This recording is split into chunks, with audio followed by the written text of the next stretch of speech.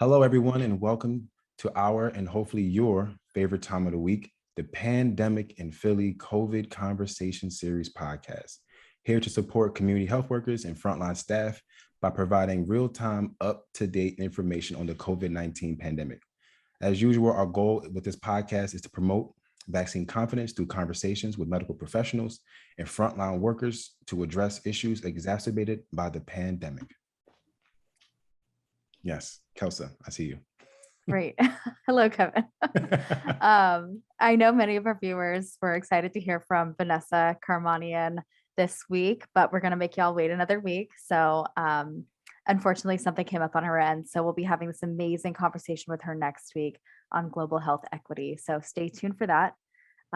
In the meantime, we are recording this COVID-19 update session on October 6th at 2 p.m. Eastern time. And I have to say, not a whole lot of COVID news this past week. But we do have a couple things, though. On that? Couple things. I know it's not big news, but we have a couple things. So the first and foremost, I mean, it's not even news if it didn't happen, right? We have no word yet regarding the vaccine approvals for children under 12. This is a question that we've heard about, ad nauseum, which big reason because kids need to be vaccinated, but no word yet. Those trials are still going on. So hopefully that will come pretty soon. And also, which another big ticket item is the FDA approval for the Moderna and J&J boosters. So hopefully that comes pretty soon. But I know, speaking of boosters, there's some information that you wanted to share with us today, right, Kelsa?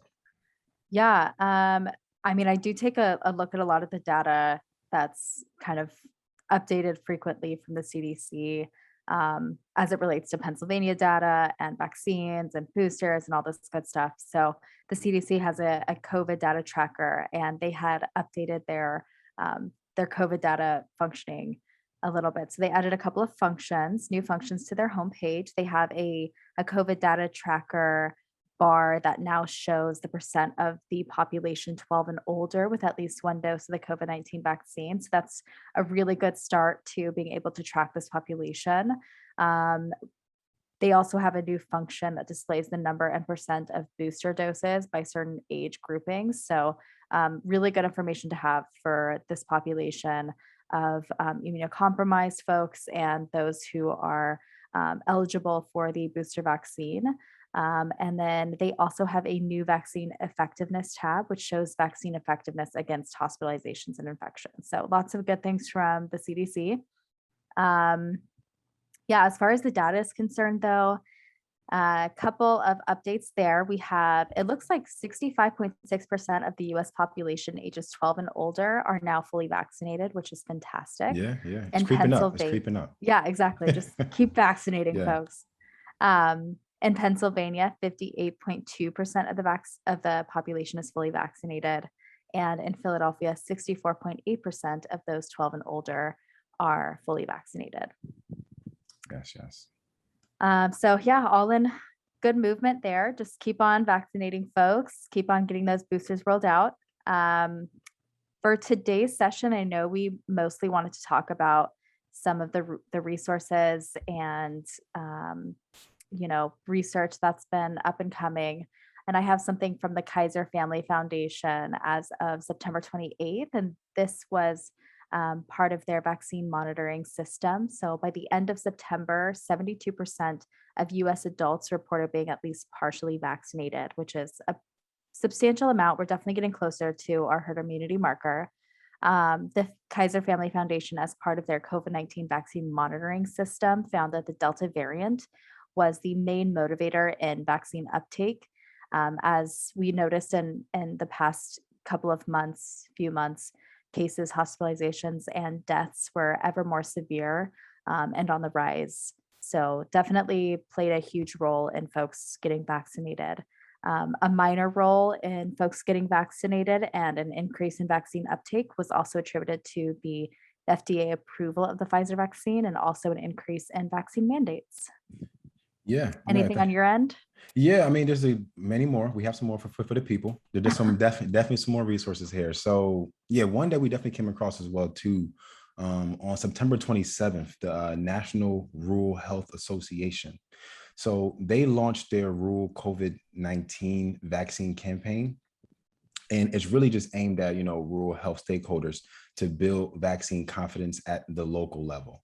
And I think that that's important for one reason too. It's like where we're talking here, and like sometimes we may get a little bit of blinders talking about Philadelphia, like in like our urban setting. So I do think it's important to include other counties and also other kind of perspectives in this kind of conversation.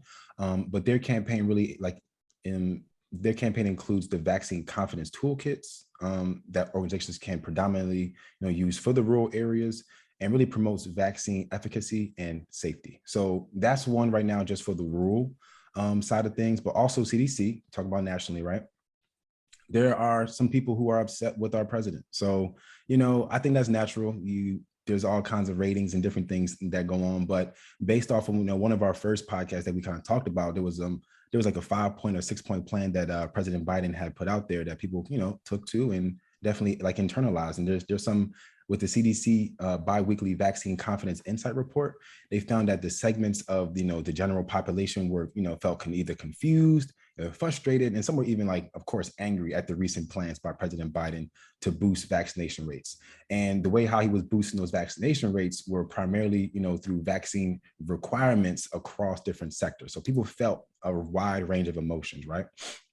And also just in general, people felt like the pandemic just wasn't getting better. So over time, those things kind of fueled that angst, fueled that kind of uneasiness and some of that anger, right? So, and many like of the issues that came for people really remain around really particular areas. And some of them, is misinformation. Some of it is legitimate, right? But some of them it kind of like centers around the effects of the vaccine on fertility, continued discussion of the legitimacy of ivermectin, which is our favorite thing that we talked about last time, or like other non-approved vaccine alternatives, right? And just what we mentioned earlier, the debate for the need for booster doses. So this report that the CDC put out really has talking points and strategies around other resources for guiding those conversations with the community health, and really trying to point towards a more positive fact-based outlook on vaccines. So those are two things kind of really focusing on like our national level with the CDC work, but also our rural health, not to forget about other counties, because it's not only urban areas that have any kind of vaccine hesitancy, right? So those are some of the two things that we kind of came across. Yeah, no, those are two wonderful resources too, and learning how we can all take pieces of information from different resources, whether national or more local and urban, rural, all of these Mhm. really great opportunities to provide information to different populations. So critical. Speaking of different populations, with the um, ability for children 12 and older to receive a vaccination. For those who are interested and those who are listening, the Pulitzer Center, in coordination with the Johns Hopkins Bloomberg School of Public Health, is hosting a free webinar. And this webinar is focused on reaching the vaccine hesitant young. They have speakers coming from the CNN BBC documentary called Race for the Vaccine, and they also have public health experts on the line. The webinar will discuss opportunities and pitfalls of communicating to young adults about the vaccine, and will explore how public officials can reach adolescents and young adults, and what messages resonate with them, and how journalists are reaching this audience. So definitely important to keep in mind how to gauge different communication tactics and reaching a variety of populations, and reaching community members and the general public. So definitely an important conversation to have. And we will post this registration link in our chat box below for folks who are interested and want to sign up. And yeah, this is definitely something that is important too, as we await a vaccine verdict for those younger than 12, and continue to vaccinate those who are 12 and older. All right, everyone. Well, that's the time we have. Looking forward to hearing from everyone in the meantime, and we hope to see you back with us October 14th. Remember to stay masked, promote social distancing, and get vaccinated. We're here to spread the word, not the germs. Thanks, y'all. All right, y'all. Our team wants to hear from you. Click the link below to share any questions or comments you may have that we can address on our next episode. This series is brought to you by the National Nurse-Led Care Consortium, a nonprofit member organization working to strengthen community health with funding provided by HRSA and the CDC. Updates in COVID-19 response is changing rapidly, so please consult your primary care provider for personalized medical advice.